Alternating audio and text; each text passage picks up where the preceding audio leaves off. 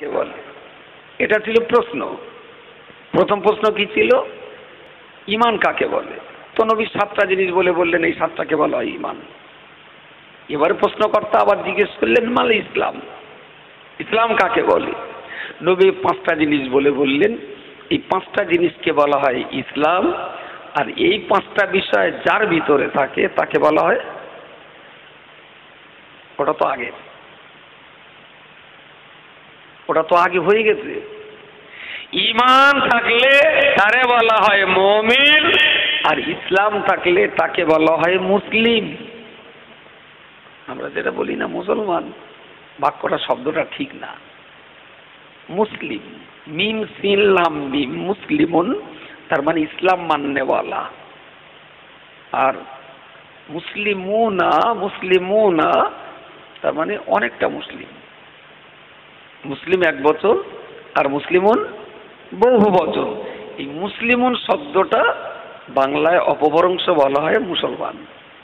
Actual মুসলমান কোনো আরবি শব্দ না, আরবি শব্দ হলো মুসলিমুনা। সেই মুসলিমুনা শব্দটা মুসলমান হয়ে গেছে। যাক, তাহলে ঈমান যদি মানুষের ভিতরে থাকে তাহলে মানুষটা হয় মুমিন। ইসলাম যদি মানুষের ভিতরে থাকে তাহলে মানুষটা হয় বলে মুসলিমুন বা মুসলমান। আছে মুসলমান বলেই বলেন, এখন প্রচলিত হয়ে গেছে তো মুসলমান। আচ্ছা, এই হাদিসটা শুনে কি আপনার মনে হচ্ছে যে ঈমান আর ইসলাম এক? ঈমান আর ইসলাম একই তা কি মনে হচ্ছে? মুমিন আর মুসলমান একই তেমনটা কি মনে হচ্ছে? যদি দুটো জিনিস একই হবে তাহলে প্রশ্নকর্তা আলাদা আলাদাই বা কেন প্রশ্ন করলেন, আর নবীও বা কেন আলাদা আলাদা জবাব দিলেন? রস ও মিষ্টি, গুড় ও মিষ্টি, তবে রস আর গুড় দুটো কি এক? হ্যাঁ, আমার কথা বোঝা যায়নি? রস ও মিষ্টি লাগে, গুড়ও, তাই বলি কি রস আর গুড় একই না? আল্লাহকে রাজি করানোর জন্য ঈমানও দরকার, আল্লাহ রাজি করানোর জন্য ইসলামও দরকার। তাই বলি ঈমান আর ইসলাম দুটো একই জিনিস না, দুটো আলাদা। এবারে যখন লোকটা প্রশ্নকারী যখন জিজ্ঞেস করেছিলেন মাল ইসলাম, তো রাসূল এই 5টা জিনিসের নাম বললেন। প্রশ্নকর্তা বললেন সাদাক্তা, আপনি ঠিক বলেছেন, আপনার বলাটা একদম ঠিক হয়েছে। এখন আমার যেটা বলবার, মূল যে কথাটা বলবার সেটা হলো এই, এখানে যা আছি মুমিন বেশি না মুসলমান বেশি? দুটো যেহেতু আলাদা আলাদা দল, মুমিন বেশি না মুসলমান বেশি? এই রোহিঙ্গা পাড়ার দিকে, হ্যাঁ মুমিন বেশি। যাও, ডাক্তার তো দেহ বোঝে একটু, কোথায় কটা হাড় আছে, ডাক্তার ঠিকই বলেছে। মুসলিম হতে গেলে কিছু কাজ করে দেখাতে হয়, আর মোমেন হতে গেলে ভিতরে বিশ্বাস রাখলে মোমেন হওয়া যায়। কিন্তু ভিতরে বিশ্বাস রেখে মুসলমান হওয়া যাবে না। এই পৌষ মাসের কোরআন স্মৃতি, ফজরের নামাজে উঠে উজু করে নামাজ পড়ে দেখাতে হবে যে আমি মুসলমান। আর ঘাত পা না দিয়ে লেপ মুড়ি দিয়ে আল্লাহ এক, মোহাম্মদ আল্লাহর নবী, কোরআন আল্লাহর কেতাব, জিবরাইল আল্লাহ ফেরেশতা, ও লোকটা মোমেন। লেপ মুড়ি দিয়ে নাপাক অবস্থায় শুয়েও মোমেন থাকা যায়, কিন্তু ফজরের নামাজ বাদ দিয়ে মুসলমান থাকা যায় না। আসলে মোমেন আর মুসলমান দুটো এক নয়। ইসলাম হলো একটা ঘরের মতো, আর ঈমান হলো ওই ঘরে ঢোকার ইউনিফর্ম। এক্ষেত্রে শীত আর ঘোড়ার ডিম এই জিলিপির মতন পেস মারা হওয়া কি মাথায় যাবে?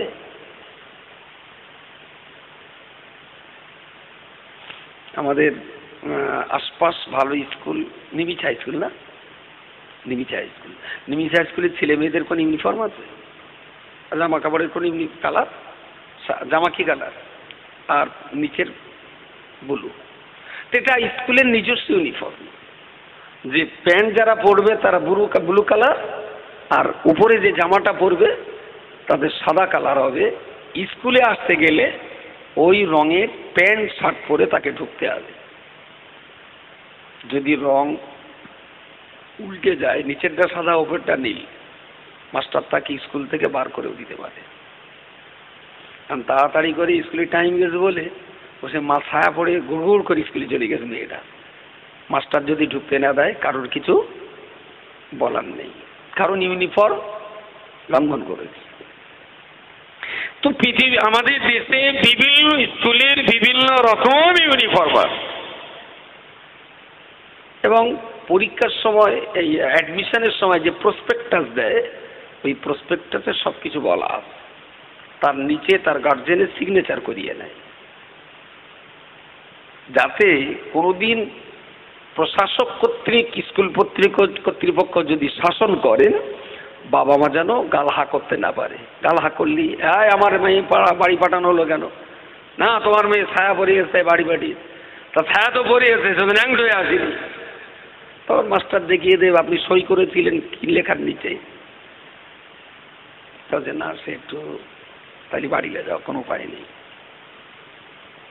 এটা যদি একটা স্কুল কর্তৃপক্ষের ইউনিফর্ম হয় এবং স্টুডেন্ট যদি সেটা মানতে বাধ্য হয়, তাহলে আল্লাহর শরীয়তের ইসলাম বলে একটা বিষয় আছে, ঈমান বলে একটা বিষয় আছে। ইসলামটা কিরকম সেও বলেছি, ঈমানটা কিরকম সেটাও বলেছি। ঈমান থাকে অন্তরের ভিতরে, আর ইসলাম থাকে গোড়াবটিতে, গোড়া বডি, সারা দেহেতে, গোটা দেহের অঙ্গ ভঙ্গিমা করে আমাকে মুসলমানিত্ব প্রমাণ করাতে হয়।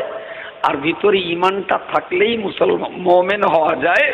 তবে ঈমান আছে কিনা এইটা পরীক্ষা করার অস্ত্র আমাদের হাতে নেই, তবে মুসলমান কিনা বাইরে দেখে আমরা এটা বলে দিতে পারি। কারণ নামাজ পড়ছে কিনা চোখে দেখা যায়, রোজা রাখছে কিনা চোখে দেখা যায়, হজ যাকাত করছে কিনা সেটাও চোখে দেখা যায়, আল্লাহর নবীকে সাক্ষ্য দিচ্ছে কিনা সেটাও কানে শোনা যায়, কিন্তু ভিতরে ঈমানটা আছে কিনা ওইটা দেখা যায় না। কারণ আমাদের তো পুঁজি একটা, লা ইলাহা ইল্লাল্লাহ মুহাম্মাদুর রাসূলুল্লাহ, এইটা তো পুঁজি বলেন।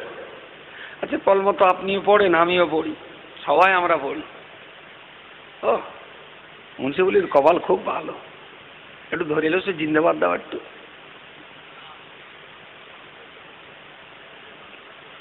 আচ্ছা কি জ্বালা বলো দিন দেখি।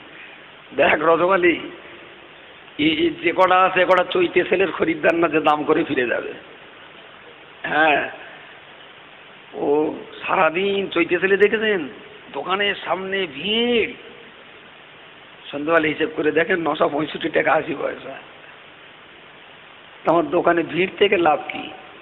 খদ্দের কম হোক, যদি মাল কেনে বাস আলহামদুলিল্লাহ। আর আমার একটা স্বভাব, আমার ভালো লাগে কি যখন মানুষ মন কান দিয়ে শোনে। ও 10টা সরা তাহলে 2 ঘন্টা বুকে দেবো। কিন্তু অনেক লোক, কেউ পাতা চুল করছে, কেউ কাম চুল করছে, কেউ ফেম করতেছে, তখন মনে হয় যে দুধ আমার বালতিতে থাকে, এর কাছে ঝুড়িতে দুধ দেওয়া মানে বেকার, দুধ বেশ যদি করা বাড়লে চাও। যাক, তো ঈমান আর ইসলামের এই যে কন্ডিশন, যে ইসলাম থাকলে একটা মানুষ আর একটা মানুষকে দেখে নিতে পারে, কিন্তু ভিতরে ঈমান আছে কিনা একটা মানুষ আর একটা মানুষের বুঝে নিতে পারবে না। কারণ ওরা ভিতরে আধ্যাত্মিক ব্যাপার, আত্মিক ব্যাপার, ইন্টারনাল ম্যাটার, ওটা বাইরে থেকে দেখা যায় না।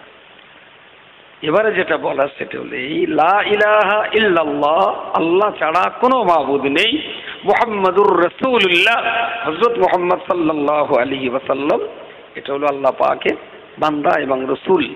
Very good. এই গ্রামে গয়লা আছে গায়ে, হিন্দু না মুসলমান গয়লা? হিন্দু গয়লা। গয়লা একটু জিজ্ঞেস করবো, গয়লা আঙ্গা কলমা পড়তে পারবা? জিজ্ঞেস করে দেখেছেন কোনোদিন? আচ্ছা কোনো হিন্দুর পড়তে শোনেননি লা ইলাহা ইল্লাল্লাহ? পড়ে? আসলে একসঙ্গে বাস তো, ওদের হরে কৃষ্ণ শুনি শুনি আমার গাও মুখস্থ হয়ে, হরে কৃষ্ণ হরে রাম রাম রাম হরে হরে। আবার আমাদের এই কলমা কালাম শুনি শুনি ওদেরও। আচ্ছা ভোটের সময় মমতা ব্যানার্জিও পড়ে না কলমা? মমতা ব্যানার্জিও কলমা পড়ে? আঙ্গাবাড়ির মমতাজ খাতুনও কলমা পড়ে। ও ও কমল ঘোষ গাইদুতি এসে সেও কলমা পড়ে। আঙ্গাবাড়ির কামাল উদ্দিন শেখ সেও কলমা পড়ে। কমল ঘোষ কলমা পড়ে কিন্তু ফজরের নামাজ পড়ে না। আমাদের কামাল উদ্দিন শেখ কলমাও পড়ে বাট ফজরের নামাজ পড়ে না। যে কামাল উদ্দিনের কলমার কমল ঘোষের কলমার কোনো পার্থক্য পাচ্ছেন? পার্থক্য? কারণ ও ইসলাম জানে না, আঙ্গা কামাল ইসলাম জানে না। পড়ে যাচ্ছে, সবাই পড়ে, ও পড়ে, লাগালাগি বাসার দেখা দেখি চাষ। প্রিয় শ্রোতা মণ্ডলী, মনে রাখুন, আমি আপনাকে বলতে চাইছি, আমার আল্লাহ পাক রব্বুল আলামিন কোরআন শরীফের অপর একটা জায়গায় বলেছেন, ইয়া আইয়ুহাল্লাযীনা আমানু, এই পৃথিবীর ঈমানদার মানুষেরা, উদখুলু ফিস সিলমি কাফা, তোমরা ইসলামের ভিতরে পরিপূর্ণরূপে দাখিল হয়ে যাও। ইয়া আইয়ুহাল্লাযীনা আমানু, আল্লাহ ঈমানদারদেরকে ডেকে বলেছেন, উদখুলু ফিস সিলমি কাফাতান, তোমরা ইসলামের ভিতরে পরিপূর্ণরূপে দাখিল হয়ে যাও। তাহলে ইসলামের ভিতরে ঢোকার জন্য আল্লাহ যাদেরকে ডাকছেন তারা তো অবশ্যই মুমিন, তারা তো অবশ্যই ঈমানদার। আল্লাহ ঈমানদারদের ইসলামের ভিতরে যেতে বলছেন কেন? যারা ঈমানদার ওরা তো মুমিন। যা মুমিন বান্দাদেরকে আল্লাহ কেন ইসলামের ঘরে ঢুকে মুসলমান হতে বলছেন? আসলে এই ঘরটা যদি ইসলামের ঘর হয় তাহলে আল্লাহ পাক ডাকলে পাচ্ছেন, ইয়া আইয়ুহাল্লাযীনা কাফারু, এই পৃথিবীর কাফের সম্প্রদায়, তোমরা ফিস সিলমি কাফাতান, ইসলামের ভিতরে পূর্ণাঙ্গ রূপে দাখিল হয়ে যাও। আল্লাহ কোন কাফেরকে বলেননি যে মুসলমান হও। কোন কাফেরকে আল্লাহ বলেননি যে তোমরা কাফের, তোমরা বেদিন, তোমরা মুসলমান হও। আল্লাহ এটা বলেননি। আল্লাহ বলেছেন, ইয়া আইয়ুহাল্লাযীনা আমানু, এই ঈমানদার বান্দা তোমরা মুসলমান হও। আর আল্লাহ কাফেরদের বলেছেন তোমরা ঈমানদার হও। এ ঘোড়ার ডিম বলবেন ইসি কি হবেন? দাদা বলে আমার রাস্তা শুনো, এসে একটু জিজ্ঞেস করবা, যদি বলতে পারে ভালো, নাহলে ওই খাতে আবার তাস দেওয়া। কেসটা এতটাই জটিল যে আমরাও ক্লাসে বসে বহুবার নাক কান্ডলা খেয়েছি হুজুরির কাছে। ইসলাম ধরুন, এই ঘরটার নাম ইসলাম। আল্লাহ বলছেন এই ঘরে তারাই ঢোকো যারা ঈমানদার। তাহলে ইসলামের বাইরে ঈমান, এটা তো স্বীকার করতেই হবে। যদি ইসলামের বাইরে না হবে তাহলে আল্লাহ মোমেনদেরকে কেন মুসলমান হতে বলছেন? মোমেনদেরকে বলছেন মুসলমান হও। আল্লাহ কাফেরদের বলেননি মুসলমান হও, আল্লাহ কাফেরদের বলেছেন তোমরা মোমেন হও। আগে ঈমান আনো, তারপর ইসলামের ঘরে ঢোকো। সুতরাং সব ঈমানদার যে মুসলমান এটা কখনোই বলা যায় না। তবে প্রত্যেকটা মুসলমান অবশ্যই ঈমানদার, কিন্তু সব ঈমানদার মুসলমান নয়। এই জন্যে কাফের অবিশ্বাসী বান্দা যারা, ওরা এক চান্সে ঘরে যাবে না। ওরা ঈমানের ইউনিফর্ম জামা কাপড় পরে তবে স্কুলে যাবে। That is uniform. ঈমান হলো ইসলামের ঘরে ঢোকার, যদি বলেন ইউনিফর্ম। যাদের দেহে ঈমানের ইউনিফর্ম আছে শুধুমাত্র তারাই পারে ইসলামের ঘরে ঢুকতে। আর যাদের দেহে ঈমানের ইউনিফর্ম নেই, এদিন বেসরা মুশরিক যারা, আল্লাহ তাদেরকে বললেন আগে ইউনিফর্মটা পর, তারপর স্কুলে যা। বিনা ইউনিফর্মে আমার ইসলামের ঘরে ঢোকা যাবে না। ওই ঘরে ঢুকতে গেলে আগে 7টা জামা পরতে হবে। করা বলেছিলাম ঈমান 7টা, এই 7টা জামা পরো, তারপর ইসলামের ভেতরে ঢোকো। যাদের গায়ে জামা নেই, যাদের ভিতরে, যারা বেদিন, যারা বিসরা, যারা মুশরিক, যারা অবিশ্বাসী, আল্লাহ তাদের বললেন তোমরা ইসলামের ভিতরে ঢোকো না, আগে জামাটা পরো, তারপরে ইসলামের ভেতরে ঢোকো। অ্যাকচুয়াল ঘরে ঢুকতে গেলে যে 7টা জামা পরতে হয়, আমরা যাদের মুসলমান বলছি এদের তো 7টা জামাই। এইবারে ভেতরে ঢোকার পরে তারপর বিজানের রস, বুঝতে পারেন না কি বলেছি? আগে তো ভিতরে ঢুকুক, তারপরে তো ইসলামটা বুঝুক। আসলে শ্যাম্পু খুব ভালো, খুব ভালো। মাথায় দিয়ে এরকম ছাড়া টাড়া দিয়ে উঠলি না, চুল টুলগুলো যেন একটু মেজাজ না ঠেলে ওঠে, বিরাট ভালো। কিন্তু নানা কোম্পানির শ্যাম্পু মার্কেটে আছে, খুব নামি দামি। এক প্যাকেট শ্যাম্পু 5 গ্রামের দাম 75-80 টাকাও আছে। সেসব এরকম দামি দামি অসভ্য লোকেরা পরে আর কি। আমরা তো এক ব্যারেল 35 টাকা হলেই ভালো হয়। বড্ড মাথাটা তো চটপট করে, তো ওই একটুখানি মাখালে একটু যেন স্বস্তি হয়। তালাও শ্যাম্পু কত দামি এটা বিচার করার আগে মাথায় হাত দিয়ে দেখেন চুল আছে না টাক পড়া। যদি মাথাটাই টিনির চাল ফেলা হয় তাহলে বেকার শ্যাম্পু মাখিয়ে লাভ নেই। আজকে যেটা বলে দিচ্ছি, এরপরে যতদিন ইসলাম নিয়ে পড়াশোনা না করবেন ততদিন কোনো সভা শুনতে যাবেন না। আগে বাড়ি বসে পড়ে ইসলামটাকে চিনুন, তারপর সভা শুনুন। আর এই সভা শুনে কখনো ইসলাম চেনা যায় না। সভা শুনে কোনোদিন ইমানের এই কলমা মুখস্থ হবে না।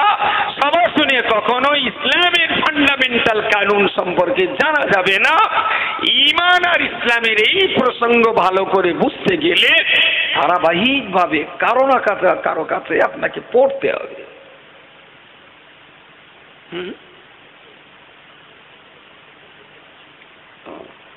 আর যদি আবার এই ভাই আরেক বলতে কোথায় যে মসজিদ বলতে পারছেন না, ভালো কথা। তা আপনি শ্যাম্পুটা ডলছেন কোথায়? মাথায় চুল আছে? সেই একই ভুল বারবার হয়ে যাচ্ছে। প্রিয় শ্রোতা মণ্ডলী, মনে রাখুন, আমি আপনাকে বলতে চাইছি, মুসলমানের পেটে জন্ম নিলেই মুসলমান হওয়া যায় না। হিন্দুর পেটে জন্ম নিয়ে হিন্দু হওয়া যায়, খ্রিস্টানের পেটে জন্ম নিয়ে খ্রিস্টান হওয়া যায়, ইহুদির পেটে জন্ম নিয়ে অবশ্যই ইহুদি ধর্মের তৈরি হওয়া যায়। কিন্তু মুসলমান মায়ের পেটে জন্ম নিয়ে কোনো দিনের জন্য মুসলমান হওয়া যায় না। মুসলমান মায়ের পেটে জন্ম নেওয়ার পরে মুসলমান হওয়া যায় না। জন্ম আপনার কার পেটে দেখার দরকার নেই, তার চেয়ে বড় বিষয় হলো আপনার পেটের ভিতরে ইসলামের এডুকেশন আছে না নেই। আপনি কার পেটে জন্ম এর উপরে নির্ভর করবেন আপনার মুসলমানিত্ব। আসলে আপনার পেটে ইসলাম আছে কিনা তার উপরে নির্ভর করবে আপনি মুসলমান না অন্য কেউ।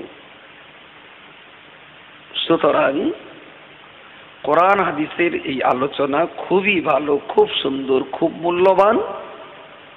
যদি মাথায় চুল থাকে তাহলে মোর্শেদ করে শ্যাম্পু মাখিয়ে দিলি না, বেশ দারুণ একটা সুন্দর চিকমিক হয়ে উঠছে। কিন্তু আসলে আমাদের যদি টিরির চাল হয় তাহলে কোনো মৌলভী সাহেবের অজায় মার্গা আমাদের। এই জন্য আমি বলছি কি, পড়াশোনা করেন শুধুমাত্র ইসলামটা জানার জন্য। প্রচুর পরিমাণে বই আছে মার্কেটে, ভালো ভালো বই। যদি একটা মাস্টারের কাছে প্রতিদিন 8 ঘন্টা করে চর্চা করেন, 30টা মিনিট একটা ভালো মানুষের কাছে বসেন আর টুকটুক টুকটুক করে যাবেন। আমি অবাক হয়ে যাচ্ছি, লোকটার যে কি নাম আমি ভুলে গেলাম, কি একটা চ্যাটার্জি, দুর্গাপুর ইঞ্জিনিয়ারিং কলেজের প্রফেসর, কি একটা চ্যাটার্জি। আমার সে ছোট বোনটা থাকলে বলে দিতাম। আমি ফোন করেছে বোধহয় বেলা 12টার দিকে। ফোন করে বলছে, আপনি মাতিন সাহেব? আমি সাহেবটা আপনি আব্দুল মাতিন। তা বলছে অনেক কষ্ট করে আপনার নাম্বারটা উদ্ধার করি। আমি আমার নাম্বার উদ্ধার এত কষ্ট? তা বলছে আমার ডায়মন্ড হারবার এক বন্ধু ছিল মুসলমান, তারে বলেছি, সে আবার আর একজনের বলেছে, তারপরে আপনার এই নাম্বারটা অনেকদিন পরে পেয়েছি, আপনার কাছে আমার কিছু জানার আছে।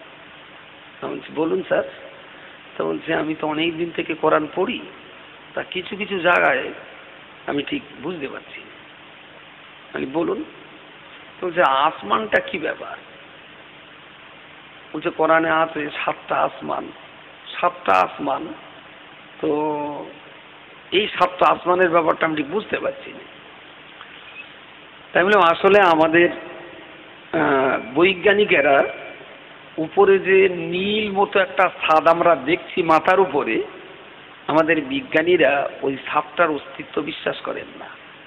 বিজ্ঞানীরা বলেন যে ওটা অনেক দূর মহাকাশ, তার মানে মহাশূন্য, শুধু খালি খালি খালি খালি, 100 মাইল, 1000, 1 কোটি, 1 লক্ষ কোটি, কত দূর বলা যাবে না। বললাম স্যার আসলে বিজ্ঞানী তো মানুষই হয়, তো মানুষের জ্ঞান সীমিত, তো মানুষ ওইটা আর বার করতে পারিনি, কিন্তু কোরআনে আছে 7টা আসমান, তো 7টাই আসমান। বললাম দেখুন বিজ্ঞানীদের আমরা প্রচুর সমীহ করি, সম্মান করি, শ্রদ্ধা করি, কিন্তু বিজ্ঞানীদের সব কথা নিতে পারি না। বলছি কেন নেবেন না? তাহলে ডারউইনের বাঁদর থেকে মানুষ তৈরি, এটা মেনে নেওয়া যায় না। তো না, ডারউইন তো একজন বিরাট বড় বৈজ্ঞানিক। আমি হ্যাঁ, বিশ্ববিখ্যাত বৈজ্ঞানিক। ডারউইনের অনেক থিওরিকে আমি শ্রদ্ধা করি, সম্মান করি, ভালোবাসি, কিন্তু ডারউইন বলছে বাঁদর থেকে মানুষ তৈরি, এটা মারা যায় না।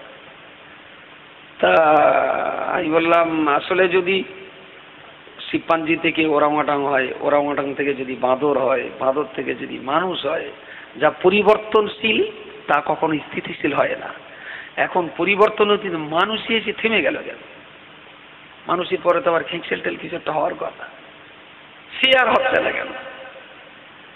বলছে না, বিজ্ঞানীরা বলেছেন যে 2 লক্ষ বছর পরে গিয়ে আবার একটা পরিবর্তন হবে।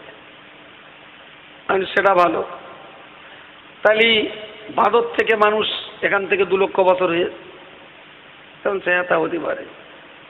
বললাম তাহলে আমাদের চোখের সামনে সেই একটা বাঁদর থেকেই মানুষ হলো, আর কোনো বাঁদর থেকে হচ্ছে না কেন?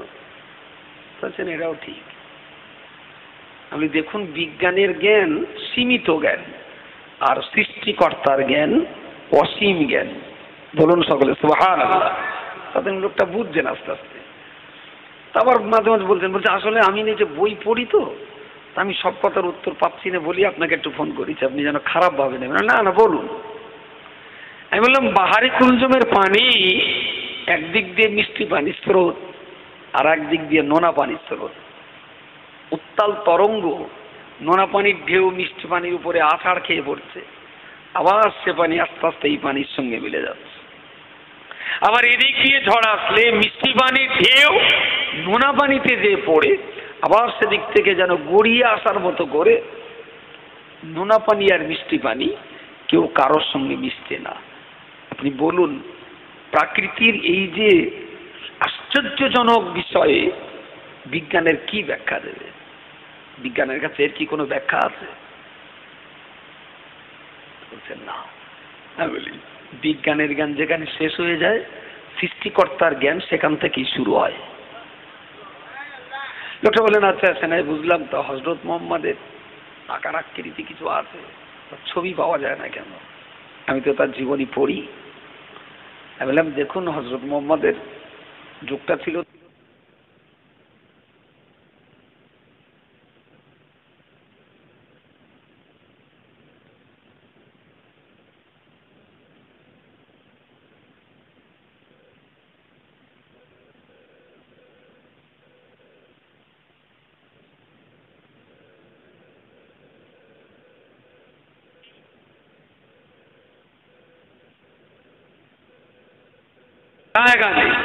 সেই জন্য কোন মুসলমান কোনদিনই হযরত মুহাম্মাদের মূর্তি বানিয়ে রাখিনি, আর আপনি কোনদিন হযরত মুহাম্মাদের মূর্তি বা ছবি পাবেন না। প্রায় 30 মিনিট লোকটার সঙ্গে কথা বললাম, প্রত্যেকটা কথায় জিজ্ঞাসা ছিল কোরআন নিয়ে আর হযরত মুহাম্মদ সাল্লাল্লাহু আলাইহি ওয়াসাল্লামের জীবনী নিয়ে। তো আমার তখন শুধু ফোনটা শেষ করে বলছে কিছু মনে করবেন না, মাঝে মাঝে ফোন করবেন, হ্যাঁ স্যার করবেন। আমার তখন শুধু মনে হচ্ছে তাহলে আমার ব্যাপারের ভেতর তো অনেক চ্যাটার্জি আছে, এই শালারা কি করে? বুঝতে পারেনি কি বলেছি? মুসলমান চ্যাটার্জিরা কোনোদিন ফোন করে এসব জিজ্ঞেস করে না।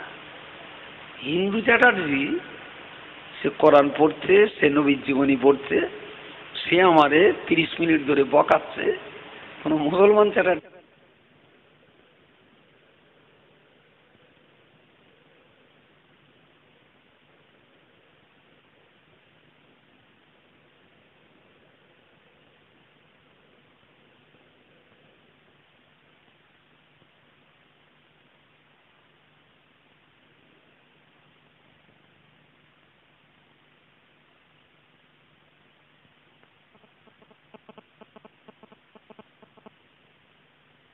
পড়াশুনো, ইসলামের জানা বোঝা বিষয়, এগুলো জানতে গেলে অগাধ পড়াশুনো করতে হয়।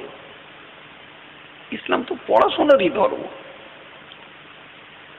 ইসলাম তো পবিত্র ধর্ম, ইসলাম ইজ্জতের ধর্ম, ইসলাম সম্মানের ধর্ম, ইসলাম মাথা উঁচু করে চলার ধর্ম। সুতরাং এটা যতক্ষণ কোনো মানুষ না বুঝবেন ততক্ষণ ভিতর থেকে মানতে পারবে না। আর যখনই বুঝে সুঝে ভিতর থেকে ইসলাম পালনের চেষ্টা করবে, তখন পৌষ মাসে শীতেও ফজরের নামাজে পানি আর তার ঠান্ডা লাগবে না। যখন ইসলামটা বুঝবে না, তখন ওর কাছে আর পানি মোটেই ঠান্ডা বলে বলে আসবে না। ও অজু গোসল করেছে, নামাজ পড়বে। প্রিয় শ্রোতা মণ্ডলী, মনে রাখুন, আল্লাহ নবী মুহাম্মদুর রাসূলুল্লাহ সাল্লাল্লাহু আলাইহি ওয়াসাল্লাম তিনি তো হাদিস শরীফের ভিতরে বলেছেন, আর আল্লাহ নবী আমার আল্লাহ পাক রব্বুল আলামিন কোরআন শরীফের অপর একটা জায়গায় বলেছেন, আল-ইয়াউমা আকমালতু লাকুম দীনাকুম ওয়া আতমামতু আলাইকুম নি'মাতি ওয়া রাদিতু লাকুমুল ইসলাম দীনা। ও আল্লাহর বান্দা, মনে রাখো, নবী কোরআন শরীফের ভিতরে আমার আল্লাহ পাক পরিষ্কার করে বলেছেন, আজকে দিন ইসলাম পরিপূর্ণ করে দিলাম, আমি আল্লাহ আমার নিয়ামত মানুষের জন্য সম্পন্ন করে দিলাম। ওয়ারাদিতু লাকুমুল ইসলাম দীনা, আমি আল্লাহ পাক রব্বুল আলামিন तमाम দুনিয়ার মনুষ্য জাতির জন্য যে ইসলাম ধর্ম আমি দিয়েছি, আমি তো রাগ করে দিইনি, আমি বান্দাকে কষ্ট দেওয়ার জন্য দিইনি, আমি অত্যন্ত হাসি খুশি মনে সন্তুষ্ট হয়ে আমার বান্দাকে আমি ইসলাম দিয়েছি। জোরে সরে বলুন সুবহানাল্লাহ। সন্তুষ্ট হয়ে দেওয়া। আমি এখানে বসছি, বসেই বলেছি, মনসুবুল কিছু খাবার থাকে তো দে ভাই, খেয়ে লেগেছে তো দিলে। প্রথমে কি একটা দিলে জানো, ও ফল কেটে দিলে। আমি লেগে শীতকালে এত ঠান্ডা খাওয়া যাবে না, তুই অন্য কিছু গরম টরম লেয়।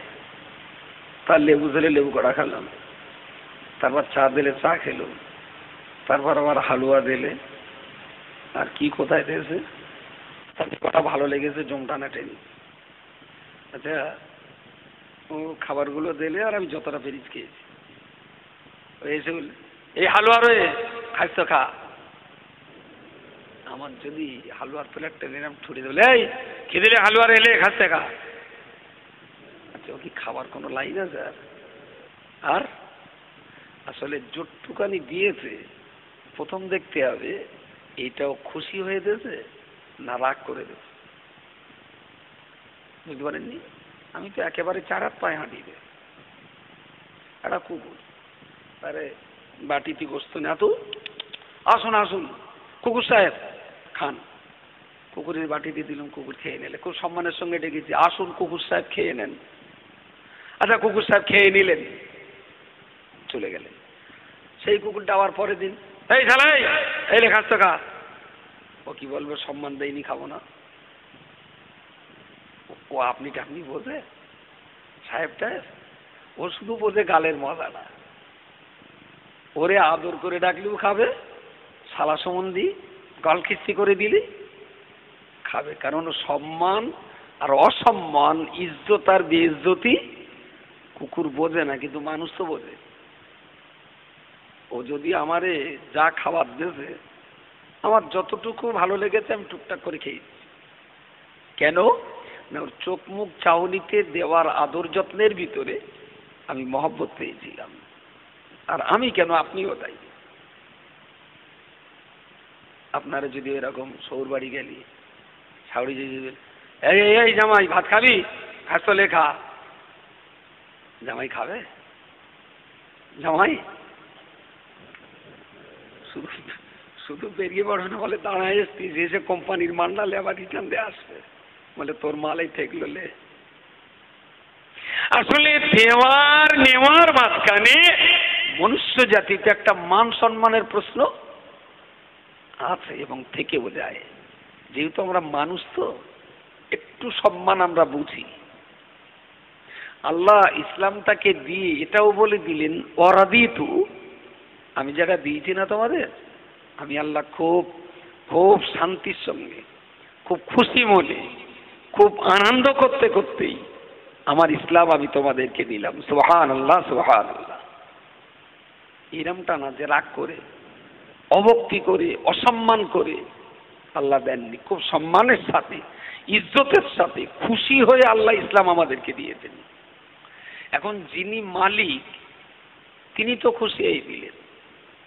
মুন্সিফুল মেজমান, আমি তার বাড়ির মেহমান, সে যেটুকু দিয়েছে খুব খুশি হয়ে দিয়েছে। আমি যতটুকু খেয়েছি খুব খুশি মনে খেয়েছি। আমি ভরা পেট খাইনি, তবে খিদেও রাখিনি। ঠিক আমার যতটুকু প্রয়োজন আমি খুব শান্তির সঙ্গে খেয়েছি। ও দিয়েছে শান্তির সাথে, আমিও খেয়েছি শান্তির সাথে। আসলাম তো, আল্লাহ তো ইসলামটা খুব খুশি হয়ে আমাদেরকে দিয়েছেন। বাট প্রশ্ন একটাই, আমরা কি খুব খুশি মনে ইসলামটা নিতে পেরেছি? খুশি মনে? সুতরাং যতক্ষণ পর্যন্ত খুশি মনে ইসলামটাকে নিতে না পারবে, ততক্ষণ ঘাড়ে যতই বোঝা চাপিয়ে দেন, এরা জোল ঘাড়ে নিয়ে নাঙল টানবে না।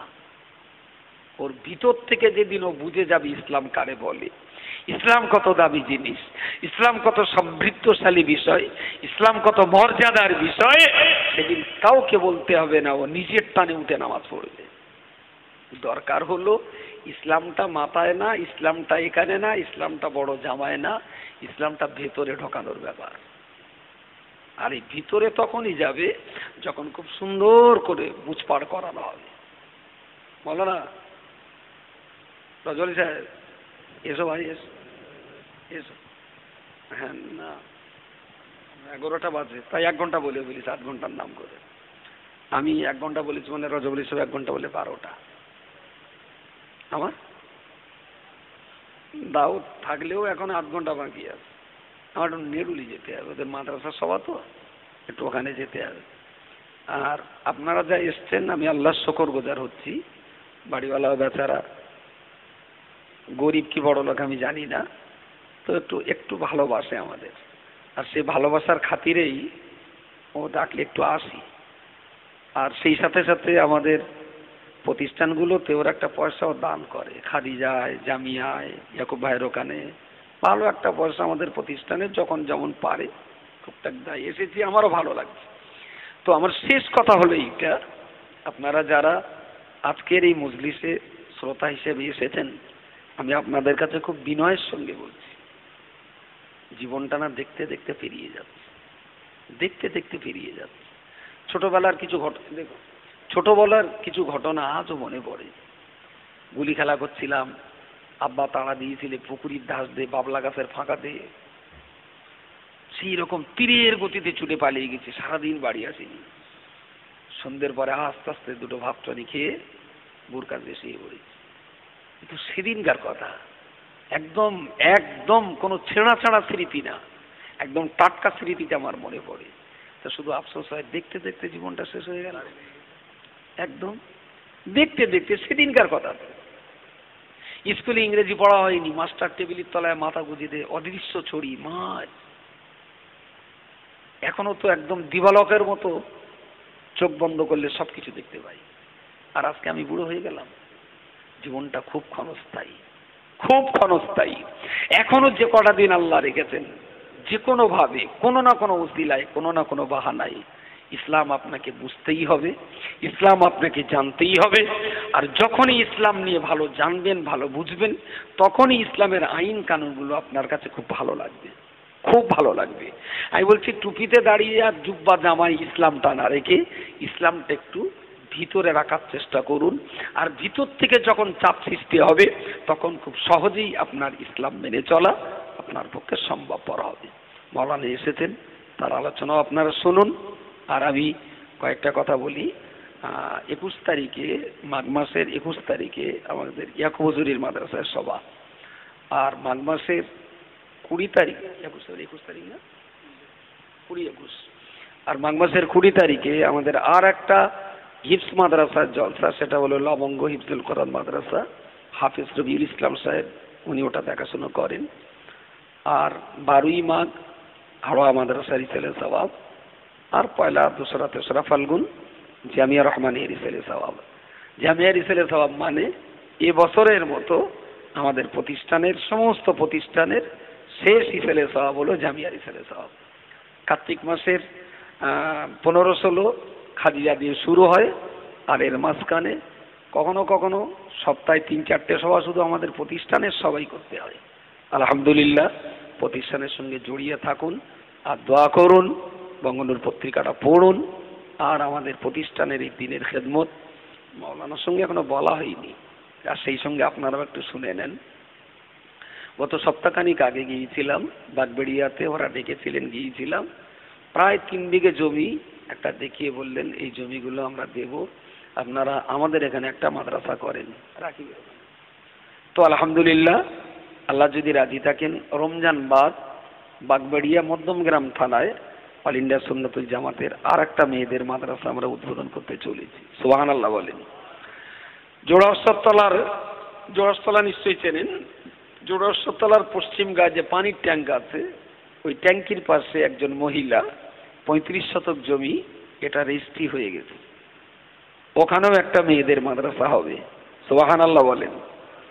আল্লাহর শুকর গুজার হচ্ছি, গত 10-12 দিন আগে মালঞ্চ মঠবাড়ির এক হাজি সাহেব ডেকে পাঠালেন, গেলাম, বললেন আবার অনেক দিনের শখ, আপনাদের কাজ কাম দেখি শুনি ভালো লাগে, আমার এখানটা একটা কিছু করুন। আমি বললাম জমি, তাহলে 1-1.5 বিঘে জমি যা লাগে আমি দেব, আমার এখানে একটা মাদ্রাসা হোক। সুবহানাল্লাহ বলেন। ওটা এখনো ফাইনাল কথা দিতে পারিনি।